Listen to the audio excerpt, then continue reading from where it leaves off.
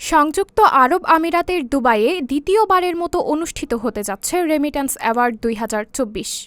পৃথিবীর অন্য দেশকে পেছনে ফেলে সর্বোচ্চ রেমিট্যান্সধারী হিসেবে আমিরাতের ৫০ জন বাংলাদেশিকে এই অ্যাওয়ার্ড দেওয়া হচ্ছে। ৪ মে বাংলাদেশ কনস্যুলেটে এই অ্যাওয়ার্ড দেওয়া হবে তাদের।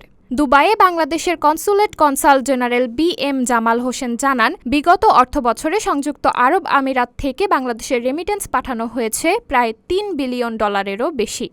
আগামী অর্থবছরে রেমিটেন্সের পরিমাণ $৪ বিলিয়ন ছাড়িয়ে যাবে বলে প্রত্যাশা করছেন সংশ্লিষ্টরা। এরই ধারাবাহিকতা বজায় রাখতে দুবাইয়ে জমকালো অনুষ্ঠানের আয়োজন করা হচ্ছে। অনুষ্ঠানে প্রধান অতিথি থাকবেন প্রবাসী কল্যাণ ও বৈদেশিক কর্মসংস্থান প্রতিমন্ত্রী শফিকুর রহমান।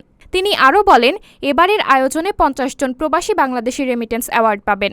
এদের মধ্যে রয়েছেন নিম্ন বেতনধারী, উচ্চ বেতনধারী, প্রবাসী ব্যবসায়ী, পেশাজীবী, কর্মজীবী নারী, নারী উদ্যোক্তা ও প্রবাসী সাংবাদিক। এছাড়া সংযুক্ত আরব আমিরাত থেকে নির্বাচিত ৮১ জন সিআইপিকে এই অনুষ্ঠানে সংবর্ধিত করা হবে। এই ধরনের অনুষ্ঠানের মাধ্যমে প্রবাসীদের উৎসাহ দেওয়ায় আগের তুলনায় রেমিটেন্স প্রবাহ বেড়েছে বলে মনে করেন প্রবাসী বাংলাদেশিরা। তবে রেমিটেন্স পাঠানো পদ্ধতি আরও সহজ করতে পারলে বৈধ পথে টাকা পাঠাতে প্রবাসীরা আরও দ্বিগুণ উৎসাহিত হবে। সাবরিনা জলিল, সবার কথা।